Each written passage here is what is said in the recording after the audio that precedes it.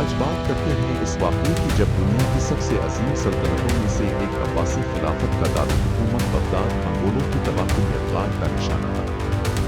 Baghdad اس وقت دنیا کے سب سے ترقی یافتہ اور علمی مراکز میں سے ایک ہے۔ یہاں عظیم الشان ہاؤس آف وزڈم تھا جہاں سائنس، فلسفہ اور طب پر تحقیق کی جاتی تھی۔ شہر میں لائبریریاں بھری پڑی تھیں۔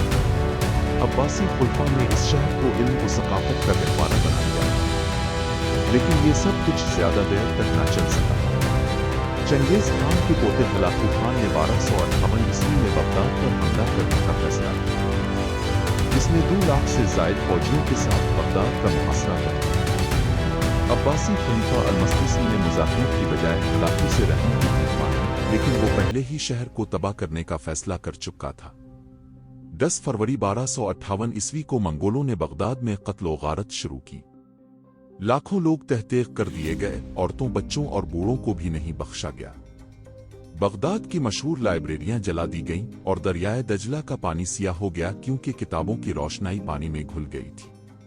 یہ اسلامی تاریخ کے سب سے بڑے ثقافتی سانحوں میں سے ایک تھا۔ جب ہلاکو خان کے سامنے خلیفہ مستسم کو لایا گیا تو اسے قالین میں لپیٹ کر گھوڑوں کے نیچے روند دیا گیا تاکہ خون زمین پر نہ گرے۔ منگولوں کا عقیدہ تھا کہ بادشاہوں کا خون زمین پر گرانا نحوست لاتا ہے۔ یوں 500 سالہ عباسی خلافت کا باقاعدہ خاتمہ ہو گیا۔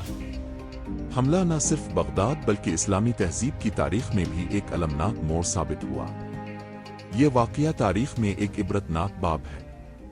کمزور قیادت اور اندرونی اختلافات نے اسلامی دنیا کے سب سے ترقی یافتہ شہر کو نیست و نابود کر دیا۔ یہ سبق ہمیں یاد دلاتا ہے کہ اگر کوئی قوم اپنی طاقت، علم اور اتحاد کو کھو دے تو تاریخ اسے فراموش کر دیتی ہے۔